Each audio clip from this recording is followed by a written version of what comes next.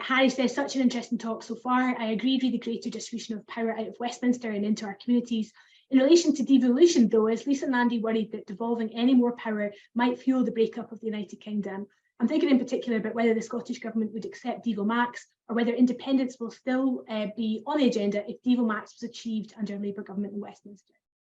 I spent a lot of time up in Scotland over the last 13 years, and particularly during the Labour leadership contest, which I don't talk about anymore, so don't mention it. But it was a great experience, actually, because we had hustings all over the country, and I was up in Scotland, I think 4 or 5 times in a very short space of time, but really making the effort to get out of, after the independence referendum, and then as we started to see Brexit take hold in the UK, and then in the leadership contest, really starting to make the effort to get out of Glasgow and Edinburgh, which is where, you know, us from down south often turn up as politicians, and to start to understand what was happening in other parts of Scotland.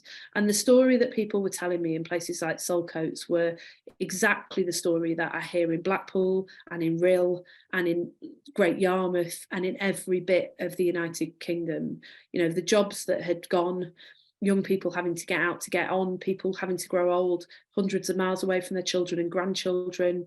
The young people had taken with them, and the working age population had taken the spending power. The high street was struggling. People are angry about that, and they're right to be angry about that. The solution to it is in moving power much closer to home. And I don't see that as somehow threatening the cohesion and unity of either within Scotland or across the United Kingdom. I see that as the only way, actually, of strengthening the solidarity and the ties that bind us together.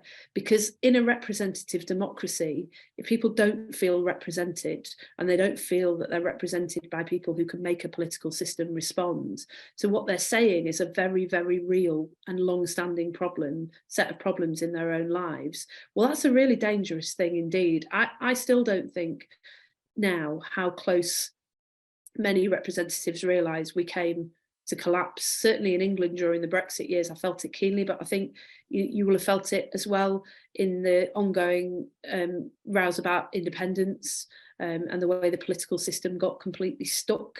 You know, you've had the Tories and the SNP up there who are in this war about independence. Meanwhile, the whole country is trying to get better standards for their kids in schools. They're trying to get an NHS appointment. They're trying to get someone to take seriously the need to rebuild their community and bring good jobs back and stop offshoring some of the jobs that exist. You've got, you know, a US government that decided to slap crippling tariffs on Scotch whisky, one of the crown jewels in the UK's industry, and yet nobody can get any part of the political system to respond. And I think that's the great threat to the cohesion of the United Kingdom, the fact that in too many parts of the United Kingdom now people just simply don't feel that politics is able to deliver on the things that matter in their own lives. And that's why I say, you know, respect for devolved governments is absolutely essential and non-negotiable. People choose their representatives. And I will show the same level of respect to whoever replaces Nicola Sturgeon as I would to Mark Drakeford. I'll show the same level of respect to Andy Street in the West Midlands as I will to Andy Burnham in Greater Manchester. But we do need to go deeper to move power much closer to home, so that we're not just delivering for a few parts of every country in the UK, but we're delivering for all parts of those countries as well.